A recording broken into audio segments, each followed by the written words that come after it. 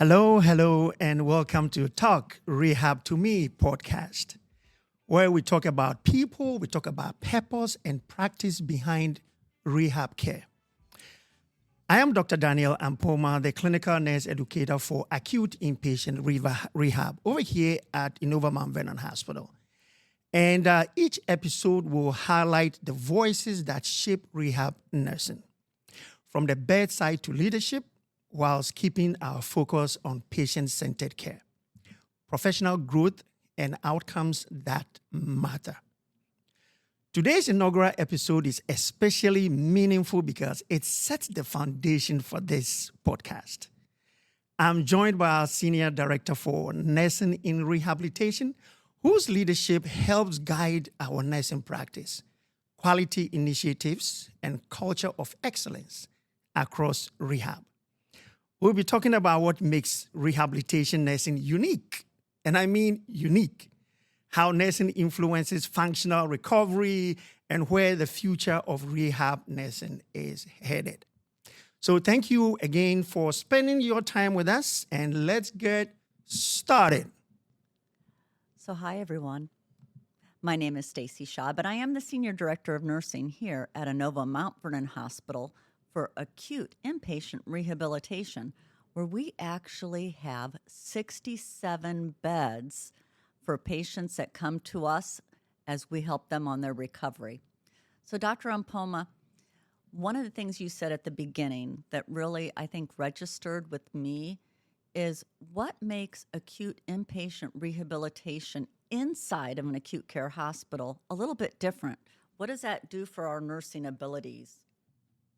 Operating an acute inpatient rehab hospital as a hospital within a hospital creates a unique environment that significantly enhances the clinical capabilities and professional development of the rehab nursing staff.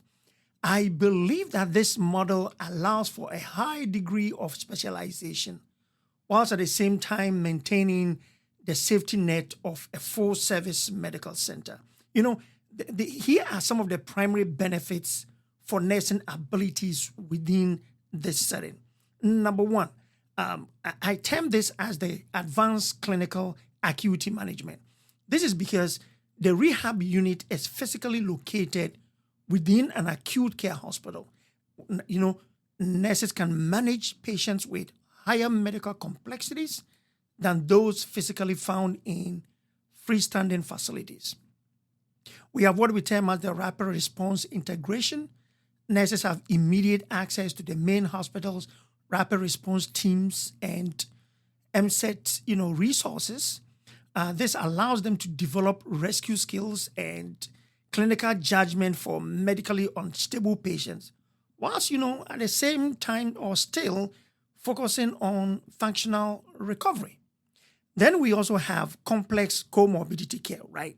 So rehab nurses frequently manage patients with, active IV medications, complex wound vacs or tracheostomies, laryngectomies. Think about it. So being steps away from acute specialties like pulmonary or cardiology allows for a seamless flow of knowledge and support. Then obviously, we can also talk about interdisciplinary, the synergy that comes with it. Because number one, we have continuing education. Okay, rehab nurses can easily collaborate with the primary care team to understand the surgical or the medical nuances of a patient's case before they even transfer to the rehab floor. We also have specialized consultative access. For example, if a rehab patient develops a sudden complication, the rehab nurse can facilitate a bedside consult with a specialist. Typically, we have, our nephrologist or infection disease experts. Think about it. We also have in-house hospitalists. So these entities are there to help us enhance the nurse's own diagnostic and assessment skills. So I think that in essence, when you're looking at a acute inpatient rehab hospital within an acute care hospital, there's a lot of benefit. Even from the educational point of view, the hospital within a hospital model allows rehab nurses to bridge the gap between intensive medical care and functioning retraining. And finally, the operational efficiencies and safety. I'm talking about the shared infrastructure of the larger hospital supports the nursing staff's ability to provide safe and high quality care. So when you say that, we have some type of regulation where we need to have 3 hours of intense therapy a day. And then on top of that, it's intensive nursing as well. So maybe you can help our audience understand what types of diagnoses, who would really be appropriate to come to acute inpatient rehabilitation here at Inova Mount Vernon Hospital. So admission to an acute inpatient rehab hospital is based on a patient's need for intensive coordinated therapy that I believe cannot be safely or effectively managed in a lower level of care, such as a SNF, which is skilled nursing facility. So to kind of qualify, a patient must generally be able to tolerate the 3 hours of therapy per day and require the supervision of a physician specializing in physical medicine and rehabilitation. So we do have our core diagnostic, categories. We also know that the CMS 13 is a list of medical conditions that Medicare and many private insurers use to determine if a facility meets the criteria for an inpatient rehab facility. Common diagnoses include, mostly we're talking about neurological disorders, which is stroke. We have spinal cord injuries, which could be both traumatic and non-traumatic. Traumatic brain injuries, which is the TBI, multiple sclerosis, MS, Parkinson's disease, or Guillain-Barré's syndrome. We also obviously, have orthopedic and musculoskeletal, categories, major multiple traumas, such as, people who come in with injuries from a serious motor vehicle accident. We take care of hip fractures, amputations, requiring prosthetic training and functional mobility adjustments. And, obviously, we also take care of other medical conditions. I'm talking about comorbidities that a patient may come in with. Primary requirement for admission is the reasonable expectation that the patient will make significant functional gains within a measurable kind of time frame. The goal is always, Stacy, the goal is always to return the patient to a community setting.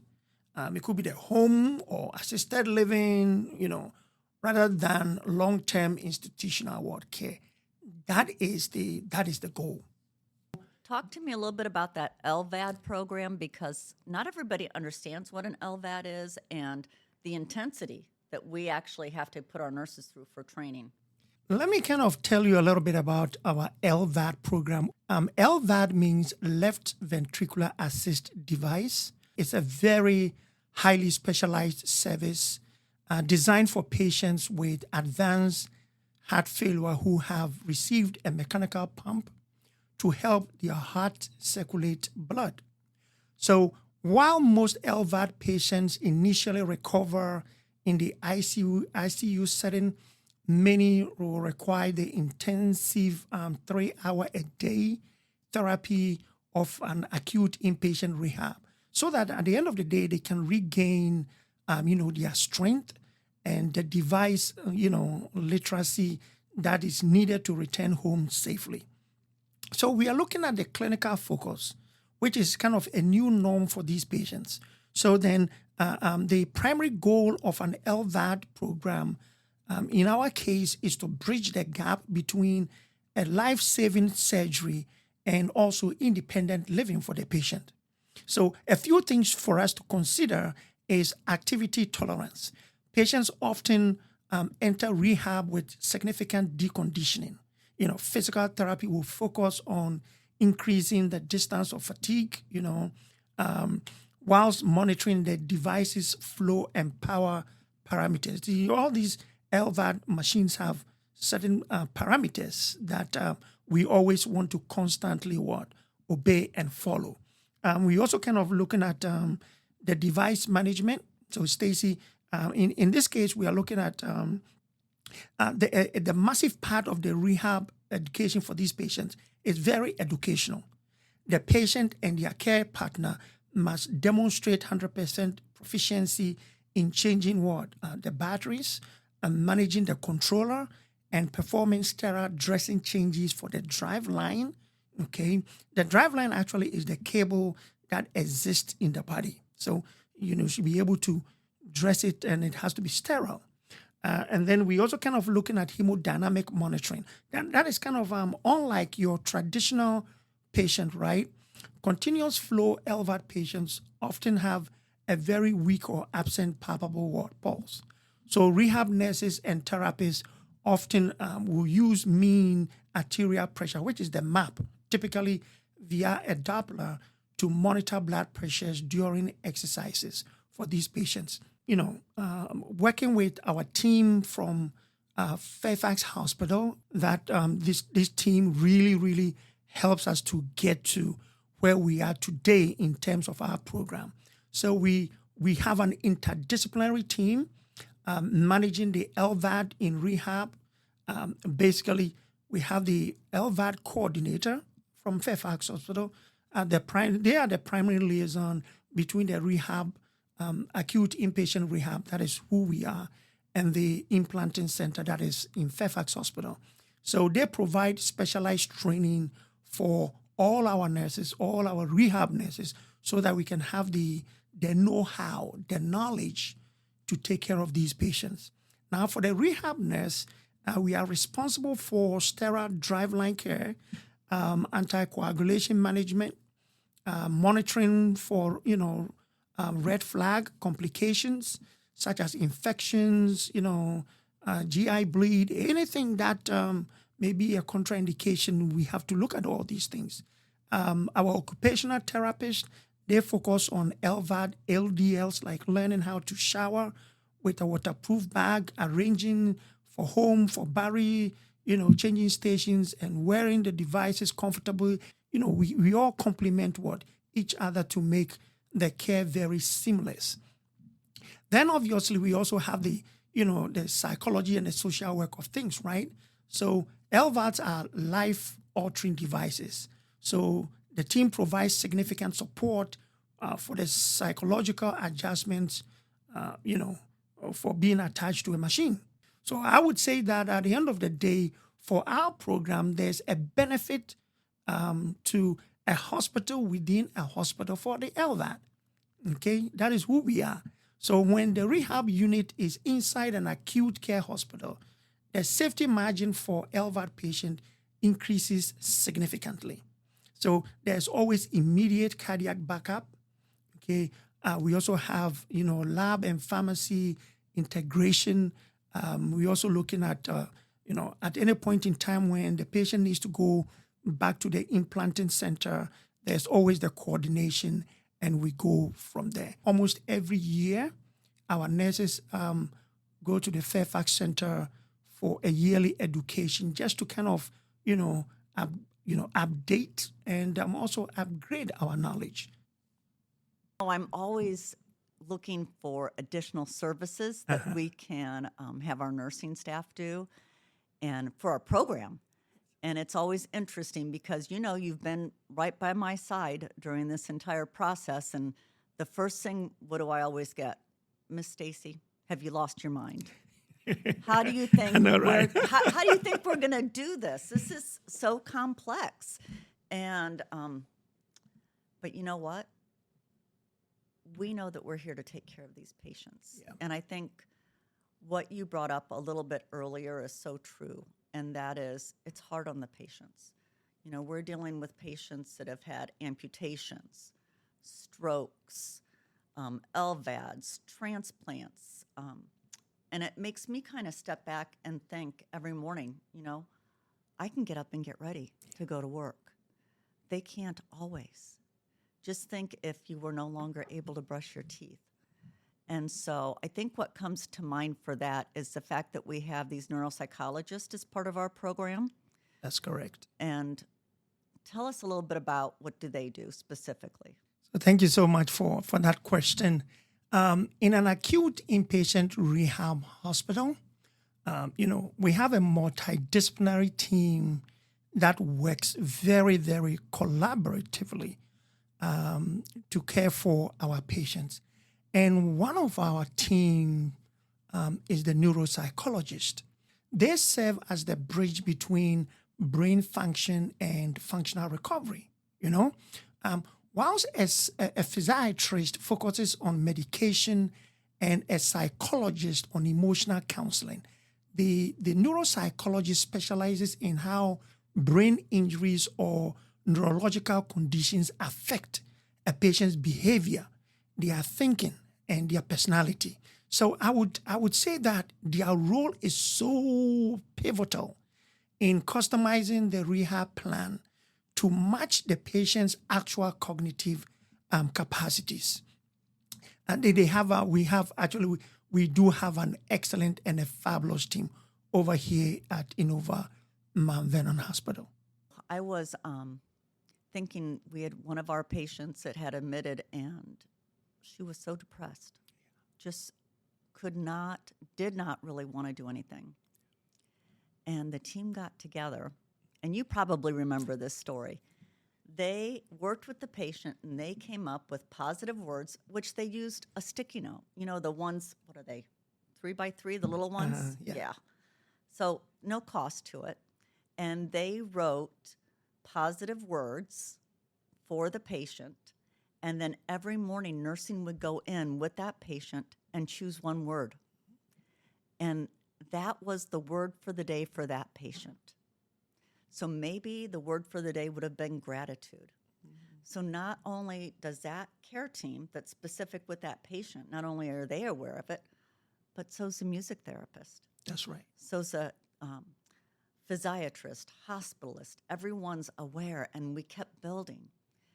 And when that patient left us, we did a fabulous farewell, and she was in such a phenomenal mood. She said, I didn't think when I came here, I didn't really know what to expect, but what I did know is I didn't have any more of my lower left leg. It was gone. Wow. I think, Stacy, you did just drop something in here, and you just talked about fabulous farewells. Oh, I did. Can you tell us a little bit about what is a fabulous farewell? Absolutely. So for our inpatient rehabilitation, we have two programs. One is Awesome Arrivals, and the second is Fabulous Farewells. So like you and I had talked a little bit at the beginning, acute rehab is very different than, say, an acute care hospital or a skilled nursing facility, assisted living, very, very different. So part of that awesome arrival is to make sure, are we getting the patients in? Do we know exactly what they want? What really matters most to them, right? So today, what matters most to me is that, gosh, I'm here, and now I know how to use the call light. I didn't know how to do that before I came here. And we work through the entire process so everyone knows what to expect, and part of that's narrating our care, right? Because it's so important that we narrate our care with our patients one-to-one, and that is something that my rehabilitation nurses just do phenomenal. So then came the idea of a fabulous farewell, and that came about really in combination working with therapy, music therapy, therapeutic rec, and said, how do we make this happen? Well, it's kind of funny because everybody has a song that means something to them. But let me circle back to the fabulous farewell. So you pick your favorite song, and that is the song that we're going to play when it's time for you to go home. And the staff is there. They're excited. We have the little speakers, which I'm trying to think, what did those speakers cost us? Maybe $20? I know I got the first ones at Macy's, so not They didn't cost too that much. much, right? No, not that much. And then we have a card, and it's like a poster, and all of the staff that took care of the patient. Now I'm saying all the staff. I'm talking therapy, neuropsychologist, housekeeper, so EVS is there, therapy, nurses, clintex, and everybody writes their farewell on that. Wow. And what it does, I call it symbiotic, because we think we're doing something really special for the patient because we've chosen their song and they have the individualized, here's your go home card. But it makes a difference to the staff because the staff can say, wow, this patient actually said to me that I made a difference to them for their stay here. So how does your role as a senior director of nursing in rehab influence patient recovery and experience? Looking at it from the context of coffee house and these, items and opportunities that you've put in place for inpatient rehab. What are your thoughts on that? I'm glad you brought that up. So I've always lived by my 3 E's, right? That's right. So we really want to evaluate every situation that we come into. That's the first E. Then we want to provide education. And education is, what are my expectations as a nursing leader? And finally, empowering the frontline staff. That's where the magic happens. It doesn't happen from my office.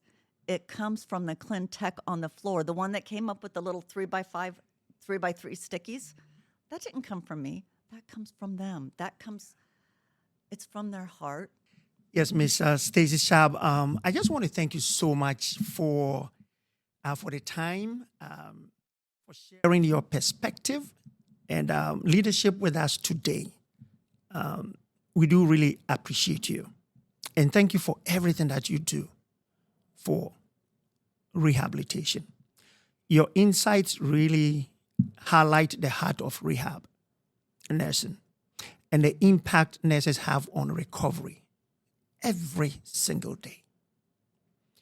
To our wonderful listeners, thank you for joining us for the first episode of Talk Rehab to Me podcast. This podcast exists to learn, to reflect, and grow together as rehabilitation professionals. Be sure to join us next time as we continue exploring the stories and Stacy, the strategies and innovations that shape rehab nurse. Until then, take care and keep doing the meaningful work you do every day. Thank you, Stacy. Thank you, Dr. Ampoma.